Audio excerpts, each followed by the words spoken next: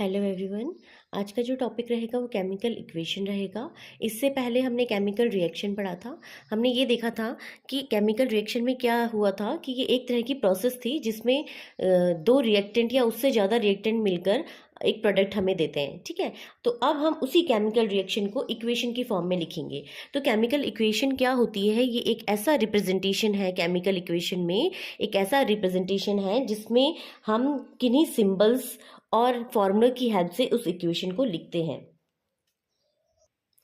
तो देखिए, the method of representing a chemical reaction. हमें पता है कि जब मैंने आपको पहले वाली वीडियो में बताया था, जिंक और सल्फ्यूरिक एसिड को अगर हम आपस में रिएक्ट करवाते हैं तो हमें जिंक सल्फेट मिलता है और हाइड्रोजन गैस इवॉल्व होती है। तो ये करेक्टरिस्टिक्स में मैंने आपको लिखवाया था। ठीक है, इवोल्यूशन ऑफ द गैस। ठीक है, तो अब देखिए इसमें क्या हो रहा है। देखो, ये जिस फॉर्म में आपने लिखा है इसको बोलते हैं वर्ड इक्वेशन। इसको क्या बोलते हैं? Word equation. जी, जो नाम है, मतलब जिंक को Zn ना लिख के जिंक लिखा हुआ है। अब हम क्या करेंगे, इसको केमिकल इक्वेशन की फॉर्म में लिखेंगे। ठीक है, तो अब देखिए, the method of representing a chemical reaction. तो ये केमिकल रिएक्शन हुई, तो इसमें हमने रिप्रेजेंट करना है किसकी हेल्प से? With the help of symbols and the formula of the substance involved in it is known as a chemical equation। यानी कि हमने इसमें जिंक और सल्फ्यूरिक एसिड का रिएक्टेंट्स लिए, इन दोनों को रिएक्ट करवाया और हमें जिंक सल्फेट मिला और क्या मिला? हाइड्रोजन मिला।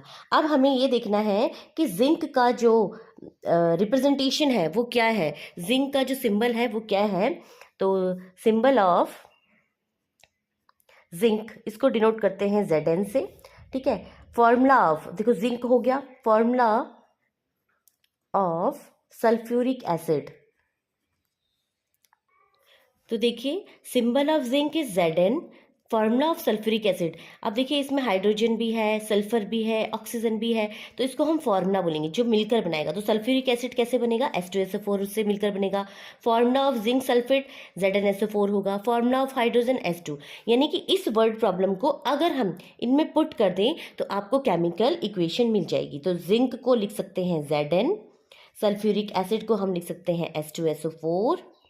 ठीक है, फिर एरो लगाएंगे, फिर जिंक सल्फेट को हम लिख सकते हैं ZnSO4 और हाइड्रोजन को लिखते हैं hydrogen gas, that is your H2। ठीक है, तो ये आपकी जो इक्वेशन हुई, this is called a chemical equation. Okay, ये आपकी केमिकल इक्वेशन हुई। अब आपको पता है इसको हम क्या बोलते हैं? इसको हम बोलते हैं रिएक्टेंट्स। ठीक है, इनको हम बोलते हैं रिएक्टेंट्स, और जो ये आपको मिला है इसको बोलते हैं प्रोडक्ट्स। ठीक है, तो देखिए ये क्या हुआ? रिएक्टेंट्स, ये हुआ प्रोडक्ट्स। तो रिएक्टेंट क्या हुए? The substance which react are known as reactants. यानी ये जो सब्सटेंस है ये आपस में रिएक्ट करेंगे तो इन्हें रिएक्टेंट्स बोला जाएगा। और इनको रिएक्शन के बाद जो न्यू सब्सटेंस प्रोड्यूस होगा उसको क्या बोला जाएगा? आर नोन एज प्रोडक्ट्स बोला जाएगा। ठीक है, तो इस रिएक्शन से जो हमें मिला वो आपका प्रोडक्ट होगा।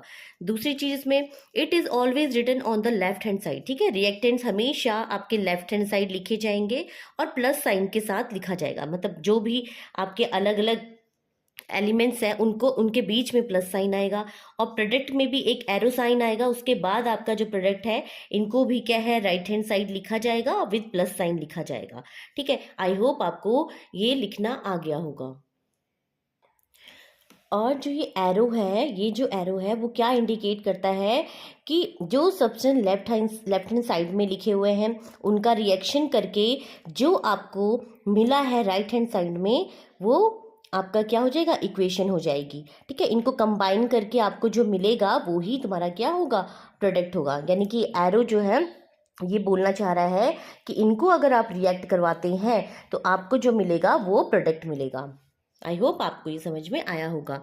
अब हम देखेंगे, तो हम बोल सकते हैं chemical equation is a short hand method. देखो, ये शॉर्ट हैंड मेथड है किसको? केमिकल रिएक्शन को लिखने का। ठीक है, हमने देखा Zn को जिंक लिखा जा रहा था वर्ड में, H2SO4 को सल्फ्यूरिक एसिड लिखा जा रहा था, ZnSO4 को जिंक सल्फेट लिखा जा रहा था, S2 को हाइड्रोजन लिखा जा रहा था। तो ये पूरी वर्ड इक्वेशन थी। लेकिन अब आपने क्या है, जब आपने केमिकल इक्वेशन, जब आपने सिंबल्स सीखे तो आपने इस केमिकल रिएक्शन को केमिकल इक्वेशन में चेंज कर दिया।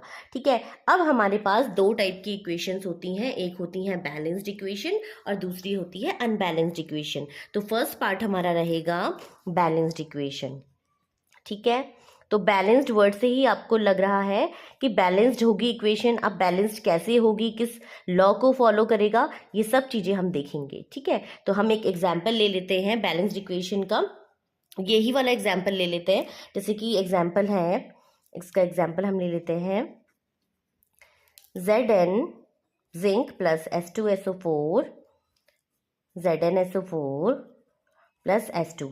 ठीक है, अब हम देखेंगे, क्योंकि इसको हम रिएक्टेंट्स बोलते हैं, इसको प्रोडक्ट बोलते हैं। तो अब हम देख लेते हैं रिएक्टेंट्स में, ये रिएक्टेंट्स हैं और ये क्या है, प्रोडक्ट्स हैं।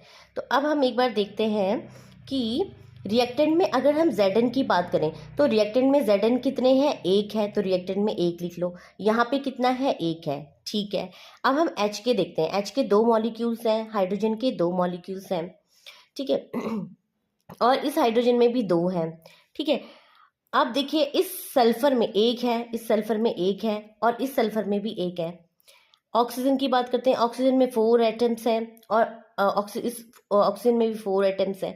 तो इसका मतलब हमने ये देख लिया कि ये जो इक्वेशन है 1 2 1 2 2 2, ये सारी इक्वेशन क्या है, बैलेंस्ड इक्वेशन है। तो हमने देखा जो इसका मास है वो इसके मास के इक्वल है, यानी इसको हम बोल सकते हैं ये law of conservation of mass को फॉलो करती है।